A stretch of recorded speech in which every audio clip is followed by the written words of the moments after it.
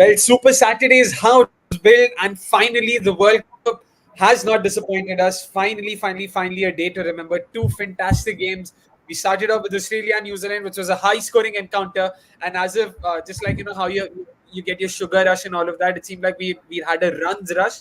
So Kolkata took care of that. We saw a nice, I wouldn't say low scoring, but a nice typical ODI thriller, something that we were used to see. Those who've been watching ODI since the 2000 something, we've seen a lot of. Nikhil bhai, you must be over the moon today just by the matches you've seen. बिल्कुल, what else can you ask for? Even more for the people who've been asking for a close game. So ये लो भाई, इससे better तो नहीं मिलेगा. इससे and again it also tells you what it takes to get to a close game in terms of the ODI format. So credit to all four sides, no, all four equally. New Zealand, we send in all four. We talked a lot about New Zealand not doing the mistakes. So New Zealand were like, रुको जरा, अभी हम भी हमारा करने का बाकी है. So maybe Paji is wearing black turban in solidarity with them only in terms of missing their entire game plan today. So that is good on you, Paji. Australia tried their best. Bangladesh did the best to help Netherlands. I mean, you dropped Scott Edwards on zero twice. He went on to score 68, took so many catches. So credit to Bangladesh, they've done a lot for associate cricket over the years. So may that continue to happen. Fair enough. Gurkira, agree with what Nikhil has said so far? Yeah, very unnatural like display from New Zealand. Too many basic errors that you don't associate with them, and it's those errors are not just in the field, but even the way they were bowling, even the way somewhat how they approached the chase and still got so close. And yeah, as far as Bangladesh is concerned, I don't know. I said it in the preview that you know if they come last, that could really help them sort of bring a revolution in their own cricketing system. Maybe the stars are aligning for that. And today they can't. They have nothing to complain because this pitch was very much like the pitches that you get in Mirpur, Dhaka, Chattogram, because it had grip, it had turn. There was just one patch on the pitch where there was some grass where the ball was taking off a little bit, but still 230 is not a score that you cannot chase. And in 6 innings so far, Bangladesh have crossed 250 once, which was on a track where 325 was par versus India in Pune. So yeah, it's just been very poor for them. It's their campaign has just sunk after each and every game. It's not come up at all. Fair enough. I mean, all three are firm believers in the greater good. So let's see if Bangladesh see the greater good in all of this. But yeah, let's first talk about the first game, Australia and New Zealand in Dharamshala. We'd spoken in our preview that this hasn't been your typical Dharamshala like surface where we've at least to the naked eye, it's not seemed like the ball moved. But of course, data did prove otherwise. Dharamshala supposedly did have the highest swing. I don't think any of that swing was on offer in the first 10 overs of the first innings. Whatever there was, Travis had made sure none of that was going to affect him. He completely threw New Zealand bowlers off tracks. Matt Hindi in particular was completely rattled. Yeah, Gurkirat. Yeah. Yeah, today there was swing, but of the bat. All right. All right. But of course, like we were saying, fantastic start for Australia. And again, from what I remember, 6 overs 70, then 10 overs 80. I mean, not 80, 88, 20 overs 179. As good a start as it can get. But let's just have the match summary out first for those who've forgotten, given how Netherlands performed later. Travis said David Warner, fantastic start. Then you saw brief cameos from the likes of Labuschagne. Smith, of course, couldn't get going. Unfortunately, got out early. Then there was Maxwell coming in, fantastic cameo once again. Got out to Nisham. Not the greatest of times. I feel if Maxwell was there, probably they could have reached the 400 mark. Cummins also with a fantastic 14 ball 37. All of this helped Australia reach 388. They were bowled out for 388, something you don't see often. Whenever you see scores in excess of 380, you usually see teams playing all their 50 overs. Not the case today. Glenn Phillips, the pick of the bowlers, fantastic bowling by him, 3 for 37 in 10 overs. Really bowled those wicket-to-wicket lines and was very tight, was very accurate. Really liked what I saw from with the ball today. Bold, Santa, both of them were taken to the cleaners today. Unfortunately, 77 and 80 runs respectively. New Zealand in reply, as competent a chase as I've seen in the recent past. 388 chasing 388 against the likes of Cummins, Hazelwood, and Stark at a venue like the one in Dharamshala is not easy. But the fact that they made something out of this chase goes on to show how competent a side they are. Gurkirat mentioned that they made a lot of mistakes. Them being able to reach 388 despite those mistakes really augurs well for them. Of course, they wouldn't want to justify or rationalize that, but it still shows what a world beating side they are in these global tournaments. But Rachin Ravindra, again, fantastic century for him. Nikhil Bhai, what's not to like about this lad? I know he's from Jayanagar, so I might have that slight Bangalore bias, but no, he's one there I hope RCB don't go for. There, I've said it. But yeah, you can start Nikhil Bhai in terms of, again, fantastic innings, paced it really well, was timing the ball throughout the innings. Not once did it seem like he was trying to slog it. Like they say, a clean hit of the ball, loves timing it, or I mean, prefers timing it over slogging it. Oh man, fantastic southpaw for sure. Yeah, 100%. And a lot of times we are looking for signs from a youngster to show that they belong. And this was just one classic case of how well he showed in terms of adapting to the surface, in terms of his acceleration. Uh, you know, at one point he was 24 of 30, and then 50 of 50, and then he went on to score 100 of 77. And that is experience. A lot of experienced players at times get stuck in that road. And you saw the wickets that fall today. Darren Mitchell, the very same over, Zampa had win it for two boundaries. Then Latham gets out. Then Phillips, in the same over, Maxwell was hit for a boundary. Those are the calls where you feel that whether, and again, both of them were, I think, the last ball of the over. Whether you need to play that shot in that kind of situation, which is, again, you've done the job for that over. You've got the required rate in control and in check, and you're going well.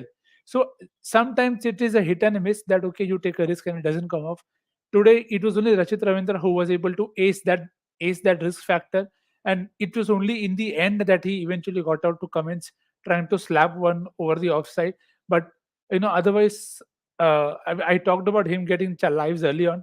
Today, he just gave us another example of why you may be chasing 380, but you don't have to go at 10 per over right from ball one.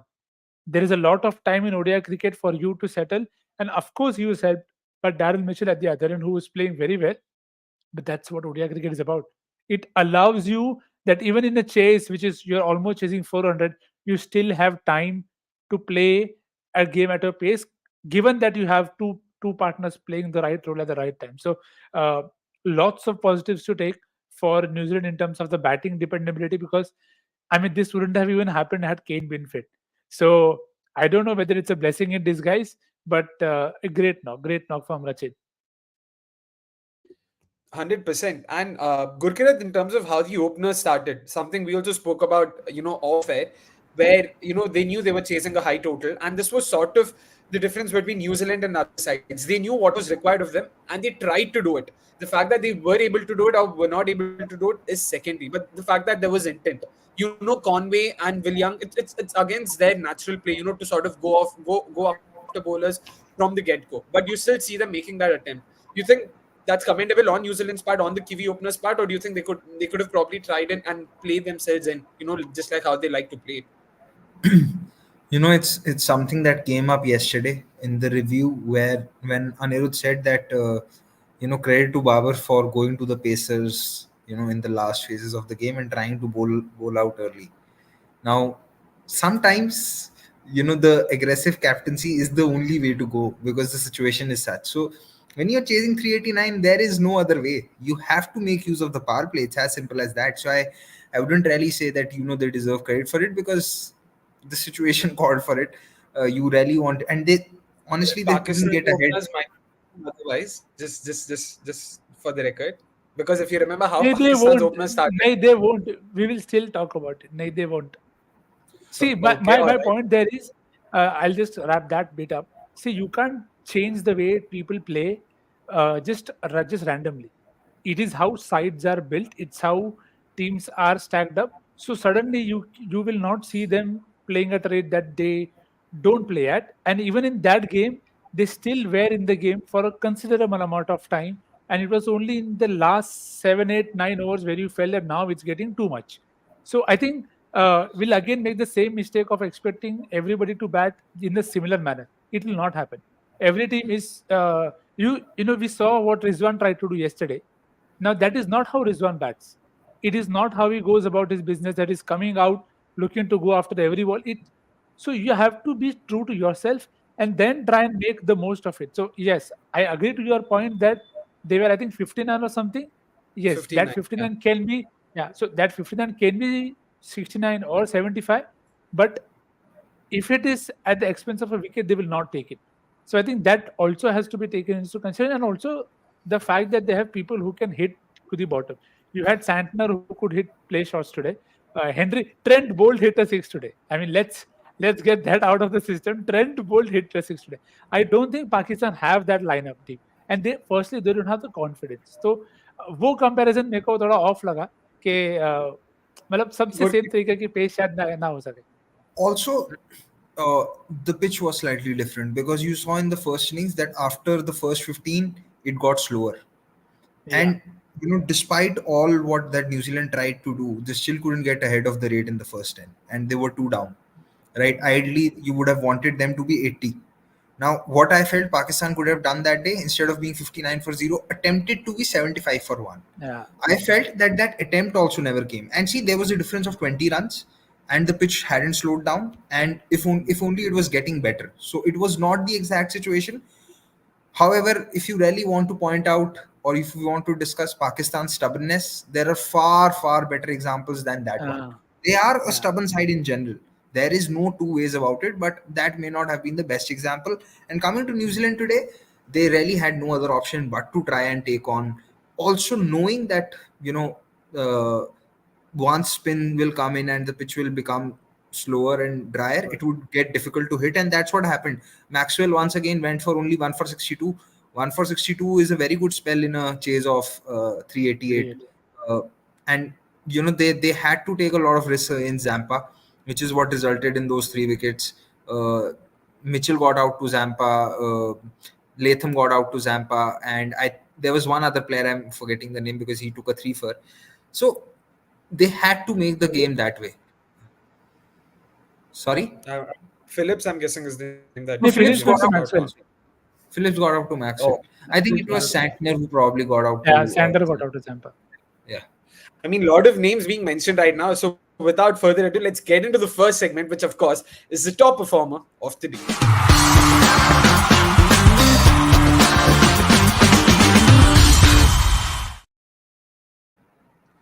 Once again, there were a couple of centurions. Maybe there might be some slight debate here, but Nikhil Bhai, Gurkirat, again, who are your top performers? Once again, I don't want to sort of jump to conclusions here because there might be some sort of, back and forth. Nikhil Bhai, we can start with you. Who's your top performer of the day? See, of the day, there were quite a few. You Of the would first game, to be definitely clear, say. of the first game. Yeah. हाँ नहीं first game से ही there were many good options there, but difficult to look past Travis Head.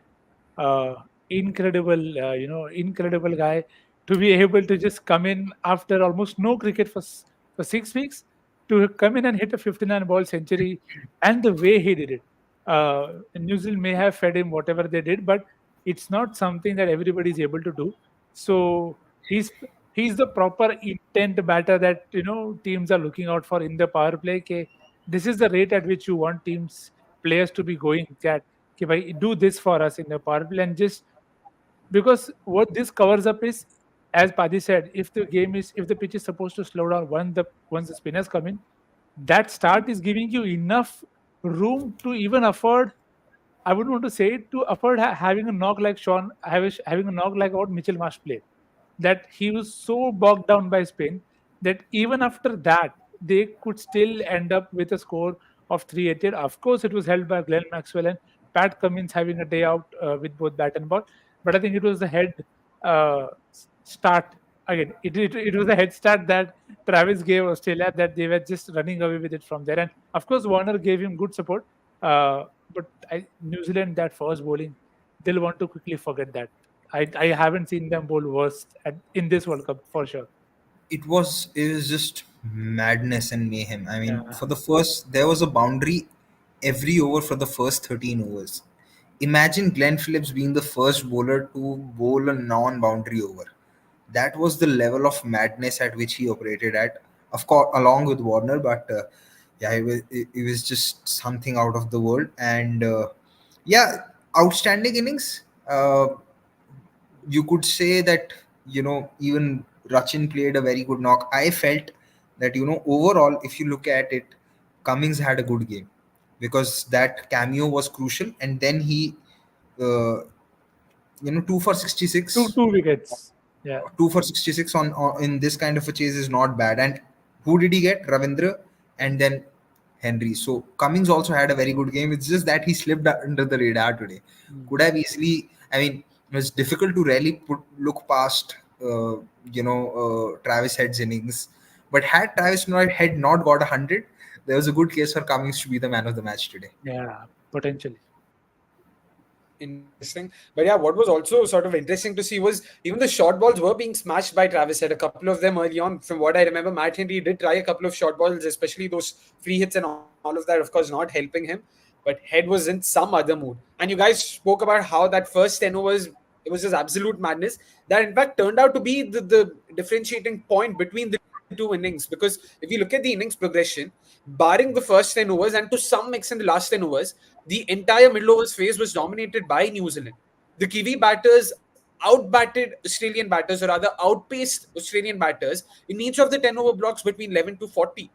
Just goes on to show the kind of start they had. 118 runs in the first 10 overs is almost unheard of, especially when you're playing a top tier nation like New Zealand. It's not like Australia were playing Netherlands and they did this.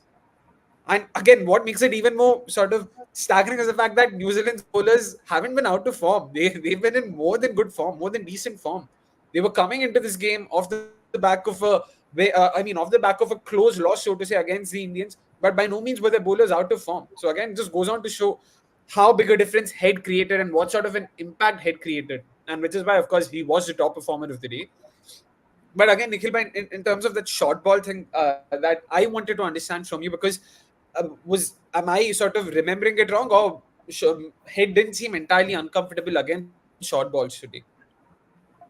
See, again, I would have loved to have the pitch map there, but I don't think they were enough in the right areas from New Zealand, because I think they kept expecting the ball to move, and whatever hits also you saw from Travis Head, they all felt like more like length balls as opposed to, you don't remember a lot of pull shots apart from the first few that Travis headed.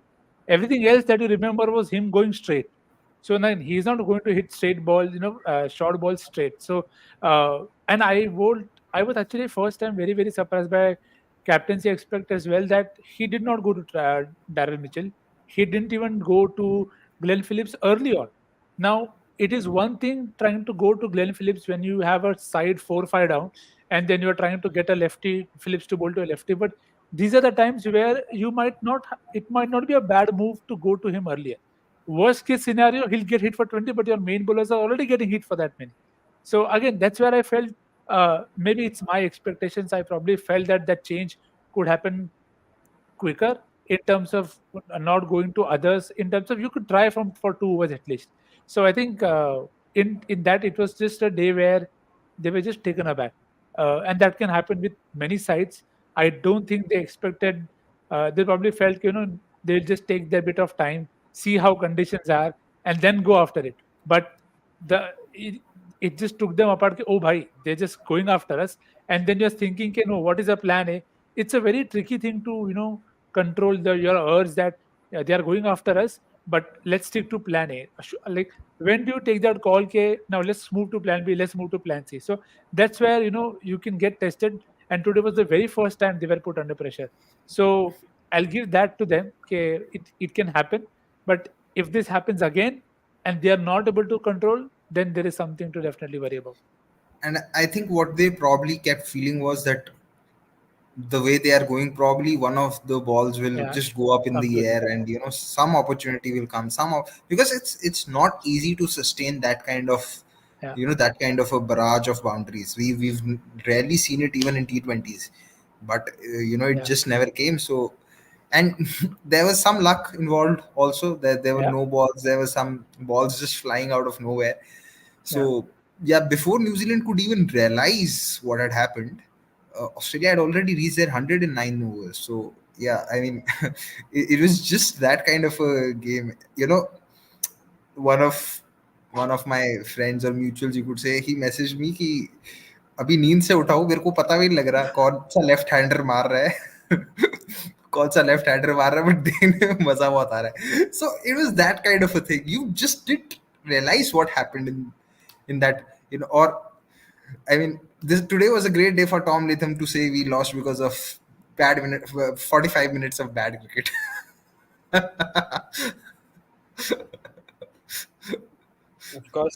Of course, fair enough. But yeah, in terms of the pitch map also that we just saw, again, how much more mad could it get that the lowest strike rate was for balls that were bowled in the slot?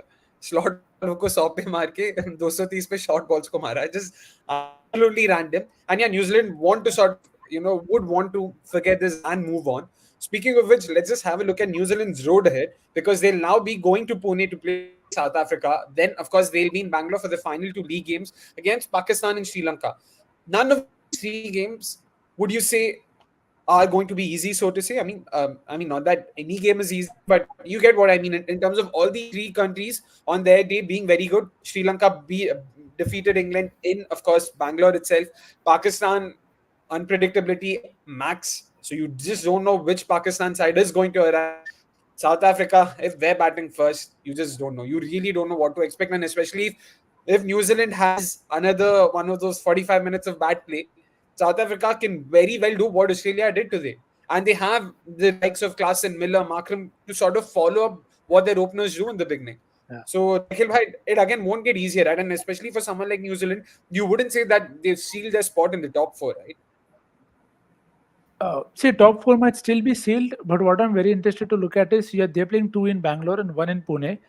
And if conditions remain very good for batting, this game can be a blueprint for others to look at, that this is how we want to put them under pressure. You may not have to be able to score 118, but now you know how to trouble them. And even today, you saw them not going to Lockie Ferguson at all. They got 10 overs out of Glenn Phillips there, and which meant that okay, he didn't have to go to Lockie.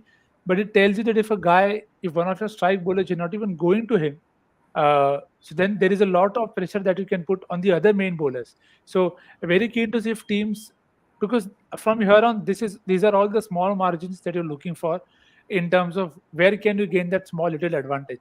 So that's where I feel how keen to see how New Zealand come back and how other teams also use that pressure, because also Bangalore mein, we've seen two different decks. So we saw the deck in Eden Gardens today. We were expecting a lot of runs there. It is crazy कि जो run aggregate में Aiden gardens में expect कर रहा था वो धर्मशाला में हुआ, और जो मैं धर्मशाला में एक्सपेक्ट कर रहा था वो एडन गार्डन्स में हुआ. So it is just how cricket is, that on the day you have to be able to adapt to the surface, and if you don't, things like this will happen. You'll probably concede 100 runs before you even know it, or like England had, you'll end up losing 5 wickets before you can understand, okay, what's happening on this deck. So, which is why starting well is very, very crucial.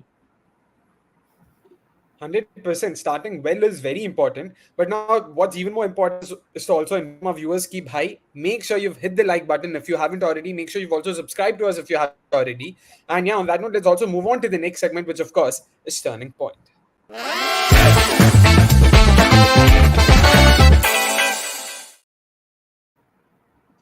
388 v 383. Nikhil भाई, turning point ऐसा बोलने के लिए क्या लगता है? Let's start with you.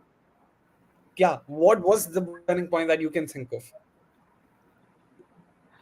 The toss turning. I don't have any turning point in this game, because after that start, whether you want to call the no balls, the two no balls in the 1 over, I don't think New Zealand were there in the game. They came back with Mitch Marsh. Mitch Marsh helped them come back in the game, but then Maxwell also came in and then had a flurry. If you want to go after a point of time, then as Paji touched upon, I feel Pat Cummins' cameo, that was the point where they just got too many. So had this been a 340, 350 chase, I still think that New Zealand would have had a better chance. But just getting to 388 meant that it was a lot. And then it's also who's hitting you. I mean, you've taken care of the most of that batting, but then you end up considering 37 and 14. It's just I know Nisham played very well with the bat, but again with the ball, it's very harsh. It's very harsh on the player also, that you're just coming in at the last 2 overs where you have not even played a game, and this is the game where your team has been hit for over 300. So it's not going to be easy for them also. I just thank Stars के he got Maxwell out. नहीं तो maybe जो Cummins ने किया वो शायद Maxwell खुद कर देता. But uh, that difference is where I felt New Zealand had very little chance to come back even more from there. So credit कि New Zealand still found a way. But अगर कोई pick करना है तो वो moment pick कर सकते हैं. Fair enough. Gurkirat, what about you? Yeah, pretty much the same. Although, at the halfway stage, no one would have felt that that could end up to be a turning point. It's now Yeah, we can exactly. say in hindsight, Hindsight. Yeah. but yeah, you'll probably say, because I remember saying in the preview that I'm not sure if it's the right thing to do after winning the toss, because swing is not there. You don't know how the pitch would behave. So New Zealand never really got ahead in the game. Yeah. That is something that will, New Zealand and everyone else will have to, even going into the, yes, they had to score 96 in the last 10, but it's the same ground where they scored only 54 when they had a settled batter, and they were already 5 down, so it was always going to be difficult. It's just that Nisham had a really good knock which took them close. I mean, until the last 7-8 deliveries. In fact, going into the last over, also 19 runs are too many. It Mm. it's very rare that you see 19 runs being chased. It's just that Nisham played a very good hand to keep taking, New Zealand close. And I also felt that somewhere in the end, in the last 4-5 overs, maybe Australia became a little casual, or maybe even Nisham was just having a hit, because sometimes you feel like, acha, now it is too many. ठीक है, एक दो hit लग जाएंगे उसके बाद, but या New Zealand never got ahead in the game only to have a real turning point. In hindsight, you could say that that over where Cummings scored 26 runs is where probably it just became too many. Fair enough. For me personally, I mean, since we are talking about a point that potentially affected the game's result, I just feel that maybe, Rachin Ravindra's dismissal at that point, maybe had he stayed back, you never know. The result could have probably gone in New Zealand's favor. So I'll just go for that as my turning point, because I was really rooting for the Kiwis to win from there. Just would have made for fantastic viewing. Unfortunately, wasn't to be the case. The shot that he got out to also seemed like it seemed like it was going to clear the fence. Again, long on tha wahan pe, so yeah, couldn't help it. Mm. Yeah, let's quickly wrap this up because I can't not wait Mhm. enough to talk about the next game. मैं तो बस wait भाई खत्म करो. हाँ, Stark bolt पता है, सबके बारे में पता है. Mm. Let's talk about the people that matter, the people who need to be talked about more. Because my favorite team, the team that I potentially had, as part of my top four contenders, because who else but the Netherlands? It's time to talk about the Netherlands-Bangladesh game that happened in Kolkata. A fantastic win for them. Again, we've spoken about this earlier. Netherlands cannot be taken lightly. Not that we did, not that even Bangladesh did, but the kind of victory, the degree, the 85-run victory that would really hurt Bangladesh and that would really motivate Netherlands, given how they were entering this game on the back of a proper 300 plus run thrashing, a 309 run thrashing of the hands of Australia. Gurkela, let's start with you in terms of how Netherlands bowled today in particular. They really had done their homework. Again, nothing new in that, because we've spoken about this multiple times that they've probably been the most prepared team coming into any game. Mm. But the fact that they were able to do it once again and execute it, because it's one of those boring things. Sam, boring things aren't that easy to do, to repeat them. Coming day in, day out to practice, to prepare, catching wise, fielding wise. Again, no drops, excellent fielding. The run out by Basilida off Mehdi. Fantastic performance by both of them. How else would you put this, Gurkirat? Yeah, it's something, when we were doing the preview, Nikhil said that maybe Netherlands can do a Bangladesh on Bangladesh, Yeah. because Bangladesh usually choke teams with spin, and that is how Netherlands started. And yeah, I was very surprised at the pitch. I was watching it in between games, and I felt like I just felt like that, this doesn't seem like Eden Gardens. I To don't know. me, it really looked like that the match was happening in Bangladesh, because at 4 p.m. you could feel that, okay, the Ah. evening's already here. And well, that is geographically always been the case with, matches in Bangladesh and Kolkata. But you just felt that, yeah, I thought at the halfway stage that maybe Netherlands were 20 runs short. They could have gotten a few more because uh, a lot of times Netherlands got into good positions, were getting into good positions, were building partnerships and then losing wickets. They lost first too early. Credit to Bangladesh for actually starting with Shoriful today.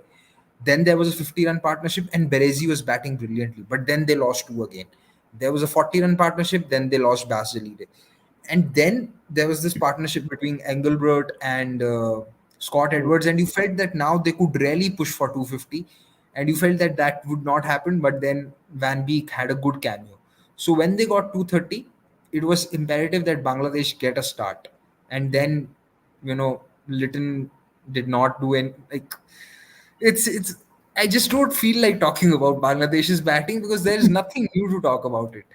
That's been the case with their batting. They've just found various ways, random ways to just get dismissed.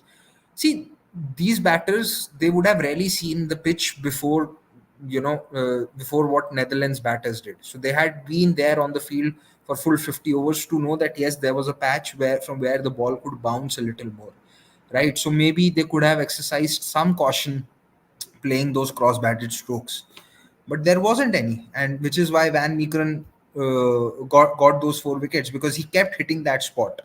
And Aryan Dutt was very good once again. He saw the initial bit of his spell and then the later one. So it was a very clinical bowling display by Netherlands. You felt that maybe if Mehdi could bat through, there would be a chance because he was taking on spin. There was this one over where he went after Aryan Dutt, but then once he was dismissed and then Mohammedullah gone as well. It's just one-way traffic. Fair enough. So, guys, yeah, once again, make sure you're liking the stream if you haven't already, because that's how YouTube works. That's how they promote videos. That's how the algorithm works, rather. Make sure you've subscribed to us if you haven't already. And also, please keep your comments coming in. I know we haven't taken any so far, but we will be taking them towards the end. Again, like I said, I really want to pick the brains out of both our experts here to understand how and why Netherlands have been so comprehensive. We'll take your comments. Don't worry. Rest assured, we'll be doing that towards the end. Till then, we'll continue talking, of course. Nikhil, hi. Gurkirat mentioned Paul van Meekeren's spell. His first spell in particular was fantastic. Litton Das, again, like one of those batters who seemed like, on their day, really to be really, really good, but wasn't to be the case today. And if we look at his spell today and how he's bowled, again, you can take us through this in terms of how good he has been and how good he was today in particular. Yeah, I mean, and Paul Van Meekeren has been doing this for, I don't know, forever. That what you associate with him is, being in that channel, and you can see the distribution there as well. Most of it is predominantly at length and short because he also gets a lot of uneven bounce, and that's where there is the wicket. You see one wicket being on the short one being on in that length mark between 6 to 8, and then you also had one where he drew that fall shot from Shanto after a break. So it's just the perfect setup as well in terms of you have people who are not leaving not leaving the spot, and then that wicket of Rahim that he got uh, came back in nicely. It's a proper classic Paul Van Meekeren wicket because if you've seen him bowl in the past, that's how you've seen him do well. Okay, do not leave the channel, stay there, hit that line, and the wickets will come for you, and that's how you want to create chances. So I think there's also a good stat about Netherlands having taken the second most wickets in the first 10 overs. Now, I'm not sure how many people would even be aware that they've taken 10 wickets in the power play, second most for any side in this World Cup. And there are quite a few sides playing, may not be more than 10, but it's still to be second there just tells you that many sides have struggled to take new ball wickets. And here you have Netherlands smart planning, as Paji said, Arend Dutt, Ackerman. I mean, today Bangladesh were so off the boil that I could actually predict a run out. I mean, it was so obvious in the eye कि the way Mehdi Hassan and Mahmudullah were running, you could hear their screams about दो है फिर भी एक ले रहे हैं, एक ले रहे हैं उसमें भी 2 बार हाँ ना कर रहे हैं. So all of that again, it's not about rift and all of that. It's just about a side being very low on confidence. And the Shakib dismissal, you've seen he get out the same way in almost like 5-6 games now. That Patirana did that to him in the Asia Cup, where he's making him go across, and he's gotten out like that. And even in this World Cup, he's gotten out like that to the short ball. So you're not making the job hard for any bowler. at the other end. They've lost 4 wickets in about the first 50 runs in what, 3 out of the 6 games that they've played so far. Teams are going to love it if you are able to going to be do that. कि भाई, before you know it, there are 4 guys who are back in the hut, and those are your best 4 guys, no matter which out of the batting. So it's I don't know You- how they can solve this issue. I don't know what the exact numbers are today, but Somesh did an article on Bangladesh's Yeah, batting, and he mentioned how many dot balls are they playing from overs 11 to 40, that their non-boundary strike rate is the lowest. Today, whenever I saw them bat, whenever I was watching, I just felt that they were either going to look for a risk against spin and try and found a boundary, or they were just dead batting. So many times it just felt like, and when you are going to do that, you will give the opposition chances, because see, this was a chase which was a 4.6 runs per over chase, right? Even if you start badly, if you're just able to rotate strike, your required rate should not go above 5.5. If you are, if you are just able to maneuver the ball and find singles. But every one of us saw where the required rate had reached. It's just because I I usually refrain from making these comments on body language, mindset, etc., etc., because it will only be conjecture, because we don't know what exactly is happening. But at this point of time, Bangladesh, especially with the bat, look short of plans. They just feel like they're looking for someone to come and tell them what to do. They just look confused, they look clueless, they just don't seem to have an idea what they want to do. It's either we'll defend, if we find a short ball we'll try and cut it, or if it's in the slot, but there is no other plan to put a bowler off their line, or just see how we can just rotate strike. There's a reason that why they've not crossed 250 more often. They've only crossed it once, and they've played on decent batting pitches. It's not that they've played on bad pitches. Fair enough. But again, before we move on further, let's just have a look at the match summary as well, in case people have forgotten.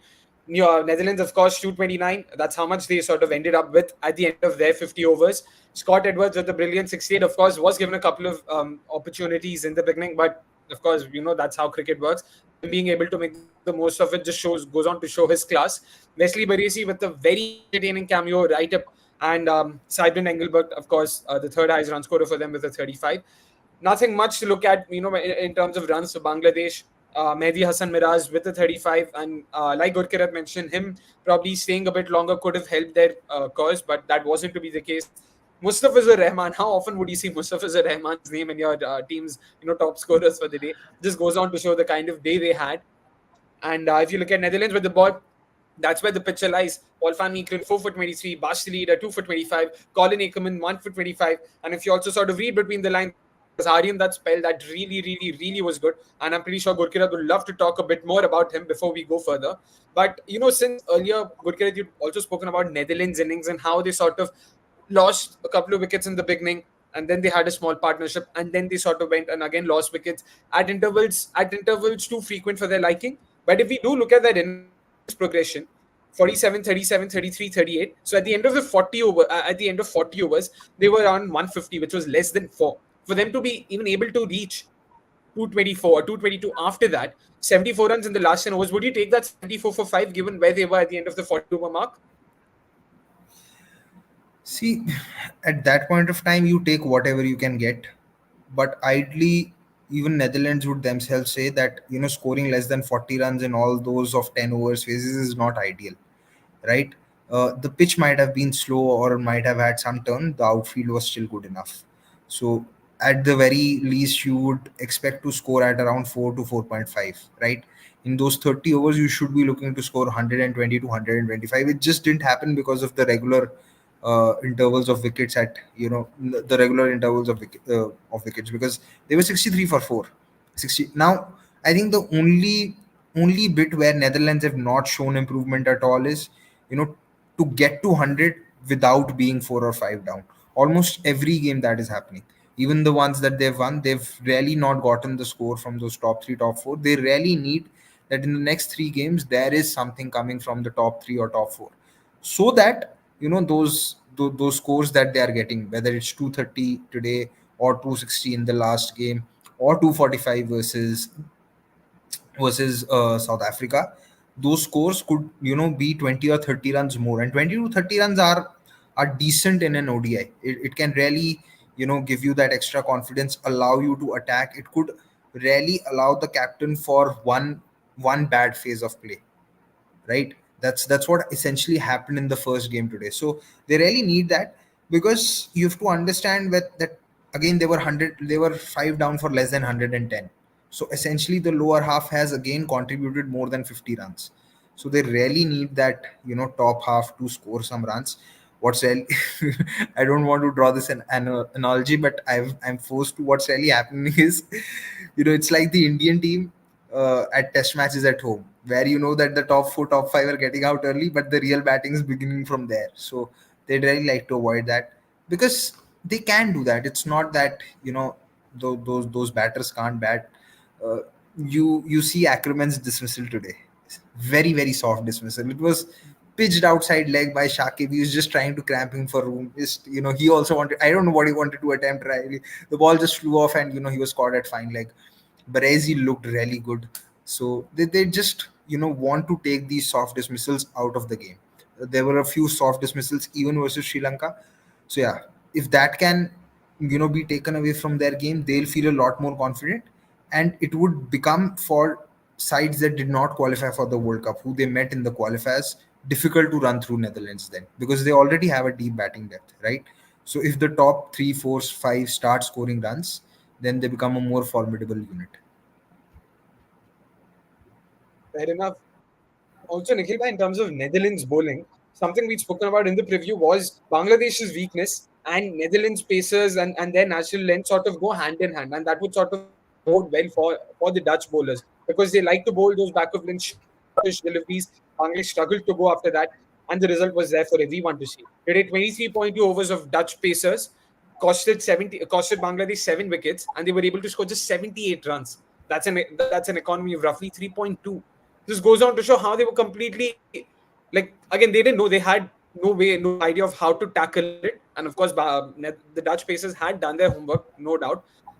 Again, going forward, do you think this could probably be the template for Dutch pacers in general, just those back of length deliveries, or because they haven't been able to exploit the new ball, I mean the swing, so to say, given the lengths that they try to bowl. So where do you see, like, how do you look at that side of Dutch pacers? See, I think that is something that I expect them to get corrected if at all there is a need for that, because you haven't even seen a lot of swing in this World Cup apart from a few venues. So if you haven't seen swing of it, then it will not be any point trying that. And again, my expectation of Netherlands is now higher in terms of reading conditions. So maybe Netherlands can do a lot of pitch reports. Scott Edwards, if you're listening, please, I don't mind you doing a lot of pitch reports.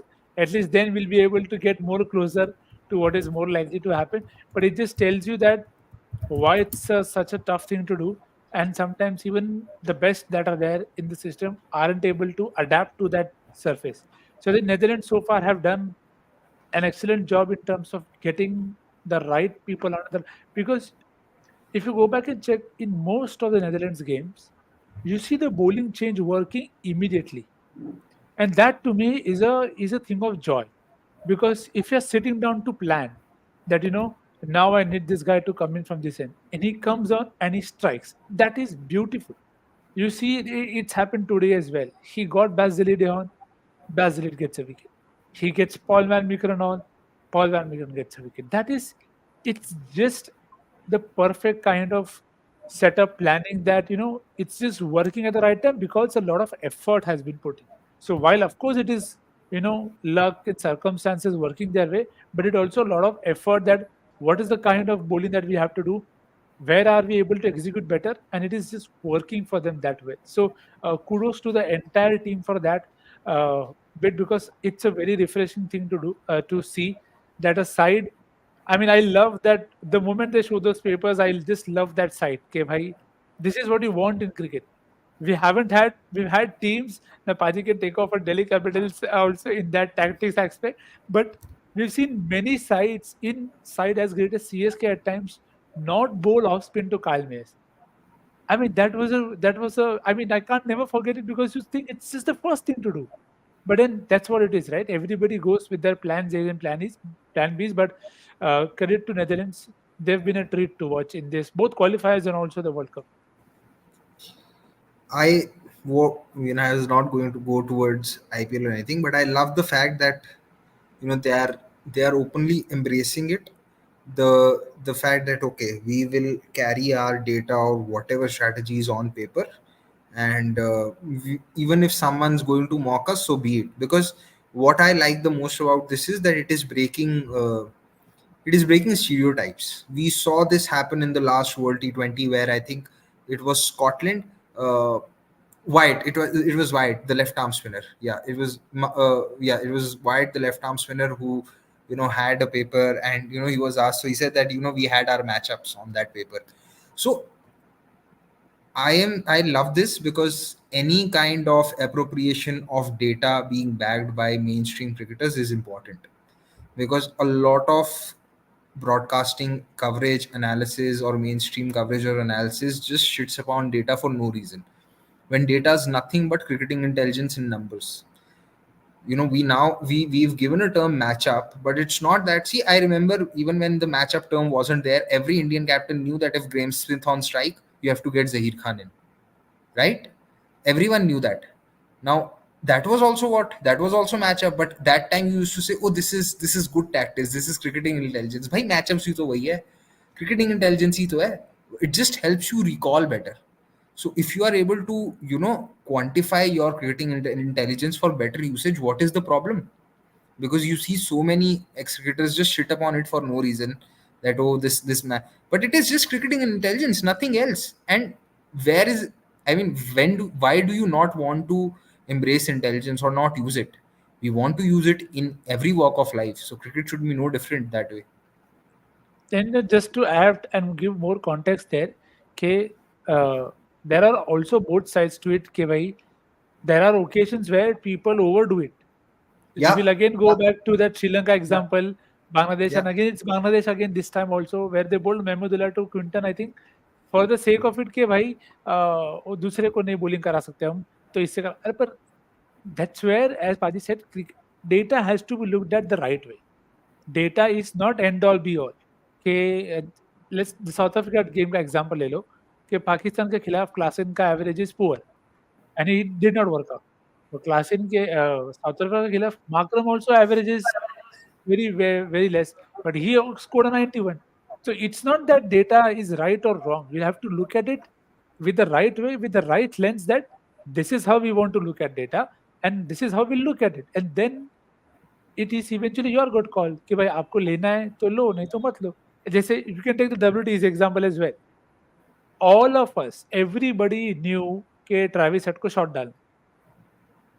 But how long did you wait for that tactic? So it is the same thing.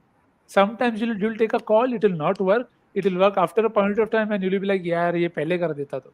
Kyle Messi सामने अभी example दिया कि Kyle Messi is very option, but you try कि चलो भाई हमारे पास pacer है तो उनसे पहले विकेट लें. It's okay to try, but it's not okay to just rub it off saying कि भाई ये तो मतलब का ही नहीं. मतलब का है, आप सही से यूज करो तो it will benefit you also. 100%. And since you guys mentioned Mark Watt, I mean, Rashid Khan, of course, is number one, but for me, he is the second best T20 spinner out there. I rate him above even the likes of Chahal, Narayan, whoever you want to. And again, since RCB fan है तो थोड़ा वो अरे भी हाँ, connection था कोई बात डेजर्ट नहीं. वाइल्ड के लिए खेले थे. नहीं, फ्रेडी वाइल्ड के हाँ. अंडर खेले थे. मैं सच्ची में लगा कि भाई आ जाएगा आरसीबी के अंडर आएगा. वो भी नहीं है. चलो, let's take the comments now on that somber note. Now that my RCB bit is also out of the way, let's take a few questions. I know we've not taken a lot of them so far. We'll try pick and choose as many as possible because we've already sort of overshot the time, and I'm pretty sure my producer right now would be fuming. So Pranav Anand, again, of course, he says cutters were again. He's talking about the Australia New Zealand game. He says cutters were gripping even towards the end of the power play in the second innings. 70 odd for 2 in the power play. I thought they were 15 behind and one more wicket than they would have wanted. I expected New Zealand to get to 300 with the slowness in the pitch, but it got slightly better. But I mean, rather, did it get slightly better, or the batters got and batted too well? Gurkirat, you can probably start with this in terms of how the surface played today, because we saw in the first innings as well, it seemed like the surface was slowing down. But then we saw how the Kiwi batters batted in the second innings. It seemed to have sort of settled down. Was that the case, or it was the Kiwi batters sort of batting out of their skins? I think obviously batters settling down had a part to play. I also felt that both the Australian spinners were also bowling slightly quicker for the surface, because we saw that with Santner. Santner, when he earlier came on, because the focus was to keep the runs down, he was firing it in and not getting a lot of purchase. But once Santner slowed it down, he also started to get some purchase. I'm not sure if the pitch really got better. Could have gotten better, but I think might have happened in the last 10 or 15. I'm not sure about that bit. But yeah, I think batters settling in played a part. And then when once they got settled in, they were able to find those boundaries. They were able to hit sixes. And at this venue, it's not difficult to hit sixes because of the boundary dimensions. So I think that had a part to play. I'm not sure if the pitch got better to bat. Maybe Nikhil can chip in. Not really sure about this. Yeah, I think the one way that I look at it is whether the bat pitch got better to bat is if the new guys are able to hit from ball one or ball five, ball 10. I don't think that was the case today. People Yeah, had because to take the yeah. Latham couldn't So really get going from ball one. same with Glenn Phillips. You could say the same for uh, Even others Nisham took also. time. Even Even Nisham Nisham took took time. yeah. So I think that is one sign for me. It hasn't quite gotten as better. It may have been better in terms of once you spend a bit of time and you get used to the deck. But again, it's a very subjective call. But that's how I go about it. कि अगर नया batter को time लग रहा है, and if the lofted shots are not being timed, maybe it isn't that easy to start on. It may be after 10-15 balls, because towards the end, Jimmy Nisham was hitting some. The six that he hit over Stark was glorious. Trent Bolt hit a six. I don't know why I keep saying it, but it was so good to see that. Okay, even Matt Henry, and of course, kudos Yeah, to he Ricky hit a Ponting. lofted shot. Yeah. Yeah, I, kudos I to Ricky also Ponting think that he I was. also think Uh, while the cutters were gripping, the fear that bowlers had while bowling those cutters is कि if it sits up, then it length could right get होना चाहिए. smashed. हाँ, तो correct. वो Length. वाला point था, which is why all of them kept going for more and more pace. We saw Stark even in that last over not risking with the cutter at all, and you can understand why, because cutter, if it sits up, then at this venue नहीं scope आपके पास बचने का, बिल्कुल scope नहीं है. Fair enough. A couple more questions before we move forward. Of course, Melville, he asks us, where do you rate Scott Edwards as a captain amongst the rest in this World Cup? Is he better than Babar and Butler? Nikhil bhai, you can probably start with this. See, it is tricky to call him not better, because how I look at it is very, very subjective. I feel when you have resources, it is slightly better and easier to captain sides because you have the resources, you have the personnel to do well. The challenge comes when you don't have those personnel. Now, Scott Edwards has the person also from his point of view, but I still feel he is probably a bit more proactive in terms of making those changes as compared to Babar and Butler, who I don't think we've seen enough of Butler, to be very honest, in terms of to take a call in terms of how he is as a captain. I don't know if it's too early or there has already been enough of him, but I personally feel that there hasn't been enough seen of him as in terms of just as captain up the. And with Babar, too, we've discussed him, Pat Cummins, Butler. Maybe they're all of the same uh, kind of captaincy that they wait for things to happen. Sometimes you can take Shanaka in there where they are at times looking for that fifth bowler ka quota more. Sometimes it's defensive, sometimes it isn't. Sometimes it's just getting overs out before somebody else does, like how Glenn Phillips bowled 10 today. Now, that isn't saving the fifth bowler quota. That is just bowling who is the better bowler on that day. So I think that luxury is also great. So I think it will always remain subjective, but I don't think Scott has done any harm to his reputation in terms of executing skills and getting angles and all of that right. Scott Edwards has got a thumbs up from Ian Bishop today. Ian Bishop put out a tweet, Yeah, so yeah. that should mean something. Yeah, As far as exactly. Butler is concerned, I don't think there have been instances where Butler, the captain, was really into the game to make a move. You look at all the matches that have involved England. Barring that Afghanistan game, they've pretty much lost very badly. Or the one game that they won it pretty comprehensively. Only in the Afghanistan game, where also you can understand why he did a certain things, because Topley went off because he got that Yeah, injury. So you can understand why, but you Butler's captaincy hasn't really been tested, because you've got to be in a situation where your moves can make or break the game. But England have been far too behind for Butler to even come in yeah. and probably. Only thing that you can question is that have England played the right 11s? So that is up for debate. But otherwise, in-game tactics, hardly anything to Yeah. really test him. वो करण का idea मत दिखाओ, they'll take him. मैंने तो देखा ही नहीं, मेरे से मिस हो गया। मैं वही बोलने वाला था कि भाई जो तुमने कहा ना, अगर ईसीबी वाले देख रहे हैं तो अभी उठा लेंगे उसे, तो आराम में जोर जोर से बोल के स्कीमें मत बता, तो No. बस. But Yeah. in terms of Scott Edwards as a captain, of course, you guys have already given your opinion. I'm not sure. Again, too small a sample size to sort of rate him as a captain, but as a leader, from what I understand from their coach, from their teammates, from their players, from their peers, all of them rate very highly as a leader. He comes across as a very calm personality. He's very, very, very, again, one of those cool under pressure, and all of that. He has those Dhoni-esque elements in him, and that really helps, especially when you're wanting to make the semi-finals of the World Cup, when you want to topple giants like South Africa. You need your leader to be as calm as possible, and that is something that he exudes. It's something that also sort of translates across the camera. We can also see a bit of it. He is usually calm. The only time I sort of saw him, I wouldn't say crumble or anything, but the only time I saw him show some emotion was in the last game when Glenn Maxwell just couldn't stop rampaging them. But yeah, that happens to the best of players. I myself was emotional seeing Netherlands being hit that way. So, of course, he had every right to feel that way. Last question before we go. Darshan Senthil, again, since we spoke about data, he asks, most teams have analysts these days. Despite this, why do you think they still take calls that even a cursory look at data would tell you are bad? मैं थोड़ा अपना एक वो क्या बोलते हैं, 2 cents. Data एक होता है, इनसाइड दूसरा होता है. Inside nahi hai kisi ke paas. So there are very few people that I've come across in talking about teams, their teams, the analysts that they have, who've actually shown insight. Most people just look at data and bhai jo mila wahi seedha. So that's how I look at it. Data se information hota, information se you derive insights. I've seen very few people capable of deriving those insights. Yeah, that was that. Akhil bhai, up start kar sakte ho in terms of what he asked, what he had to ask. Analysts, we've also seen a couple of them on Twitter, no names taken, come up with some horrendous takes to say the least. They'll get a couple of them right. So, yeah, you never know. Maybe law of averages at play there as well. But how do you look at that? See, again, it's very subjective and it depends on how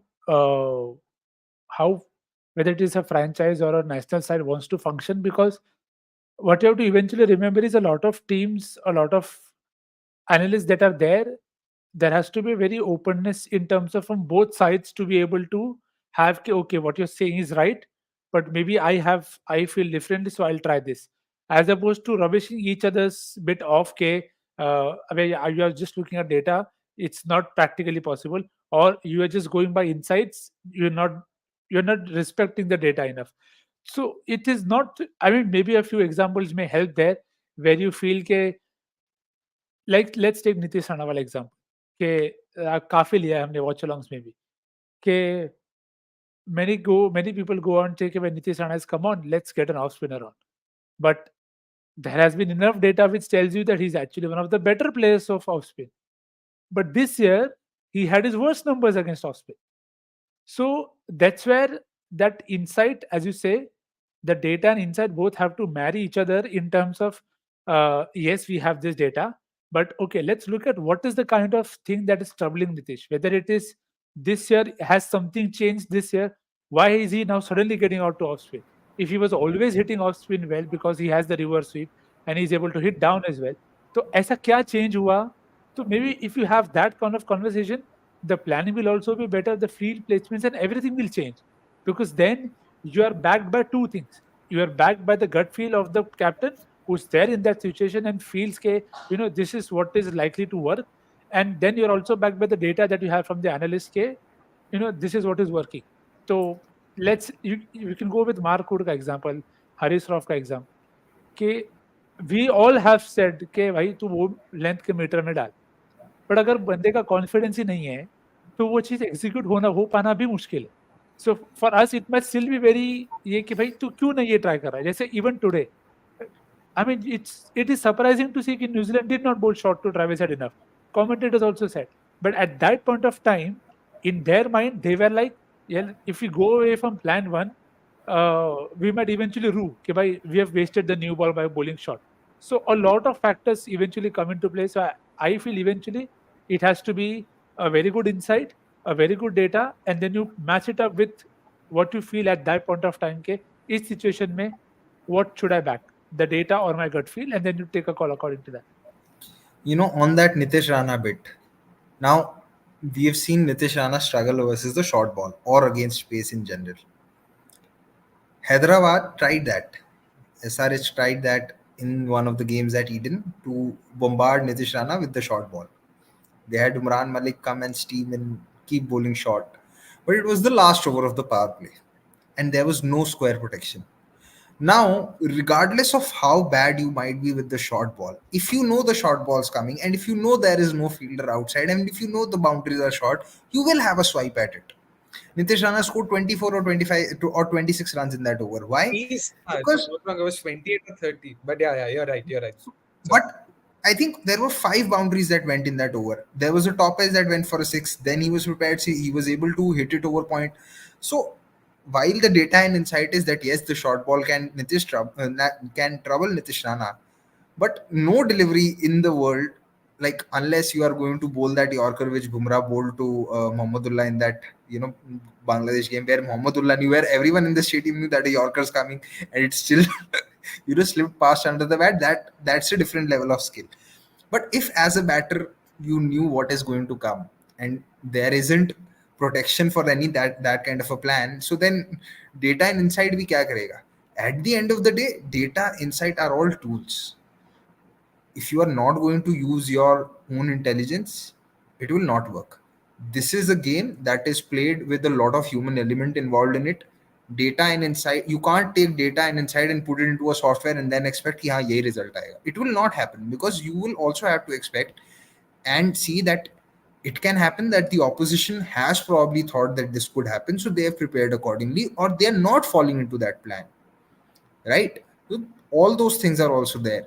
It is, you shouldn't rubbish or disregard any piece of information that should come to you, but that is the difference between a good think tank and a bad think tank. A good think tank will know how to use it and when to use it well enough, and when to probably back their intuition and gut. And see, intuition and gut also comes with past experience and past examples, or bahut sara data and numbers that you get is on the basis of past examples, right?